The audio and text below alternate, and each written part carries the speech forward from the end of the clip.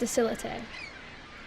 The Aquifer was not an old vessel, but each of the 10 crew members aboard could retell each new story they created as though it were a thing of myth and legend.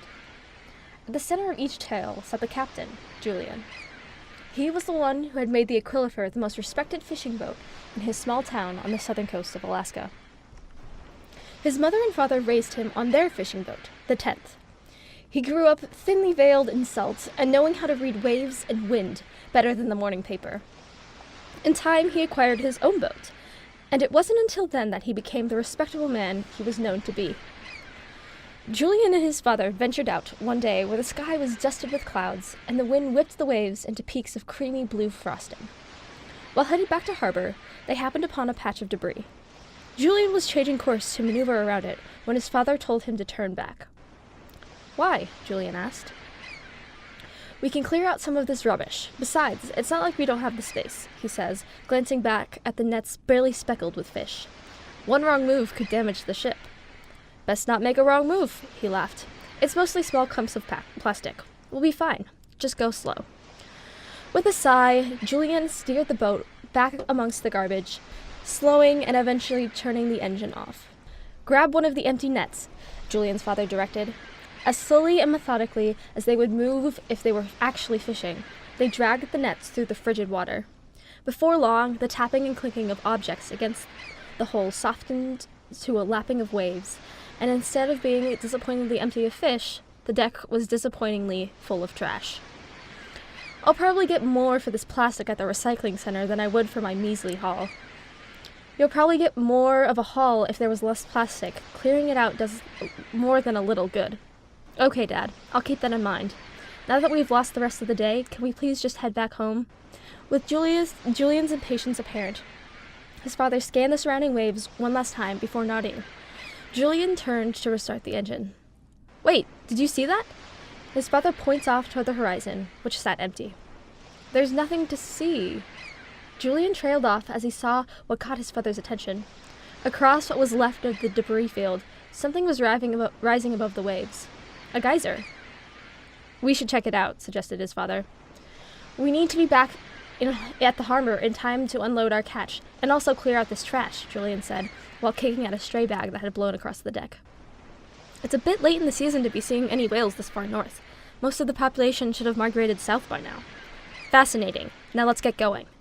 "Julian," his father glared, until finally he relented. "Fine." The engine growled like a dog, woken prematurely from a nap. Not 10 minutes had passed before they came across the source. Wrapped in a torn net and surrounded by a swirling nest of debris, a whale spouted and struggled. "Whoa," was all Julian could muster. "We need to do something." His father immediately began surveying the situation. "It looks like I might need to jump down to cut the net from its fins." He went on to retrieve a knife from the supplies. "Are you crazy? That's way too dangerous to get that close to it, not to mention the temperature of the water. There's nothing we can do for it," Julian responded, completely flabbergasted. "Julian, don't tell me that you are perfectly capable of leaving this animal here without even attempting to help." It was his father's turn to be astonished. "Have I taught you nothing?" Julian looked from the trapped whale to his father. His father had always been a rather eccentric man. Most of the town considered him to be at least borderline insane. The only reason they put up with it was because he always brought the best and biggest hauls of fish. "Bring the boat as close as possible. I want you to know that I am completely and overwhelmingly against this. Yeah, just be ready to pull me back up once I'm done." Before Julian could protest any further, his father entered the water, shoes off, a knife in hand, and kicked his way to the larger mammal struggling in the water. Each time the whale stilled, he swam forward and severed a portion of the netting. The whale slowly became liberated, but Julian's father was becoming encumbered by his own numb limbs. When the whale ultimately flopped away, Julian had already begun pulling his father back towards the boat. "This is insanity. We have to get back now." Julian jumped every blanket and jacket he could find onto his father before steering the boat toward the harbor at full speed. "This is just another day in a long life of being cold and wet. It won't kill me now." "It very well could. Hurry up and dry yourself off. You won't get any warmer if you're still sopping wet." "Why couldn't you show the same concern for that whale?" Julian turned to look at his shivering father. "Why should I?" why shouldn't you?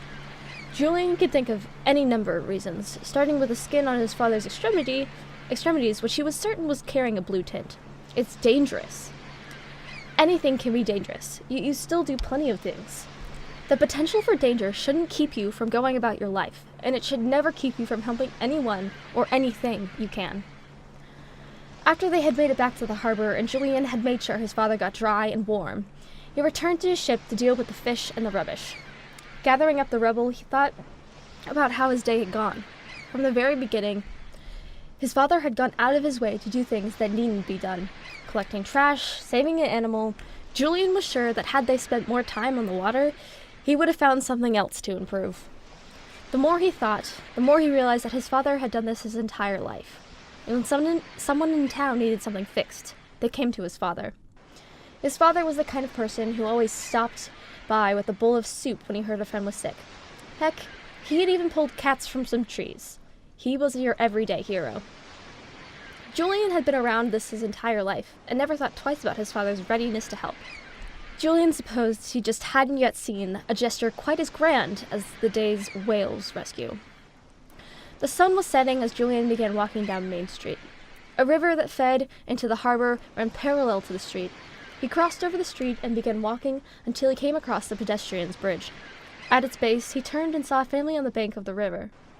Trails were woven throughout the town, and on the clear evenings, families would often walk them.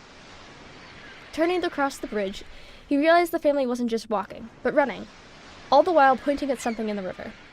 Maybe they're racing boats down the river, Julian thought, but out of the corner of his eye, he saw a dark shape much too big to be a toy boat.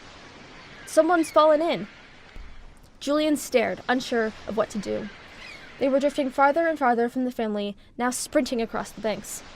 He stood frozen for another moment, then realized that they were headed to float straight under the bridge. He wasn't sure what he would do, but he knew he could do something.